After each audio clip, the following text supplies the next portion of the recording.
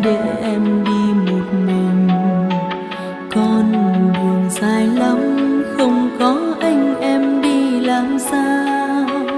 Vì đâu mà ta phải xa nhau trong nỗi u sầu? Vì em lầm lỗi hay vì anh thay đổi từ lâu?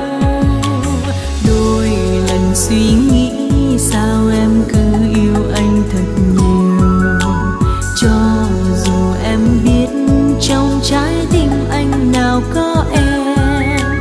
Ngồi bên cạnh nhau thế nhưng sao khoảng cách xa vời? Anh im lặng không nói, em biết anh hết yêu em rồi. Nếu như ta không thể quay lại, nếu như không đến được với nhau, đành vậy thôi em nguyện chôn dấu thật sâu trong trái tim tình mình.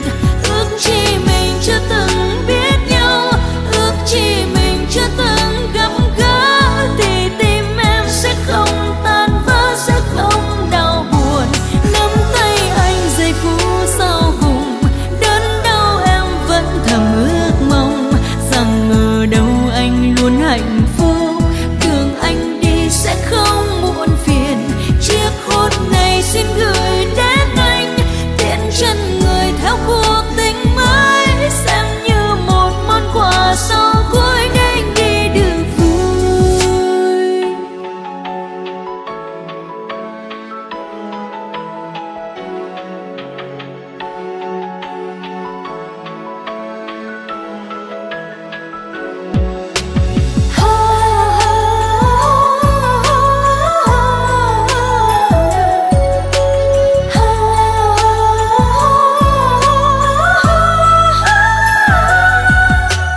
Con đường xa lắm, sao anh để em đi một mình?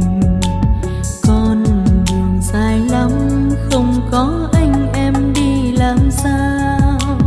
Vì đâu mà ta phải xa nhau trong nỗi u sầu? Vì em lầm lỗi hay vì anh thay đổi từ lâu? Đôi lần suy nghĩ sao em cứ yêu anh thật nhiều, cho dù em biết trong trái tim anh nào có em. Ngồi bên cạnh nhau thế nhưng sao khoảng cách xa vời? Anh im lặng không nói, em biết anh hết yêu em rồi. Nếu như ta không thể quay lại, nếu như không đến được với nhau, đành vậy thôi em nguyện chôn dấu thật sâu trong trái tim tình mình. Ước chi mình chưa từng biết nhau, ước chi mình chưa từng gặp gỡ, thì tim em sẽ không tan vỡ, sẽ không đau buồn.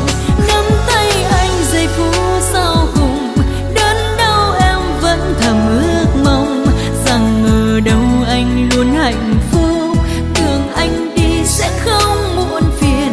Chiếc hôn này xin gửi đến anh, tiễn chân người theo cuộc tình mới, xem như một món quà sau cuối để anh đi được vui. Nắm tay anh giây phút sau cùng, đớn đau em vẫn thầm ước mong rằng ở đâu anh luôn hạnh phúc, đường anh đi sẽ không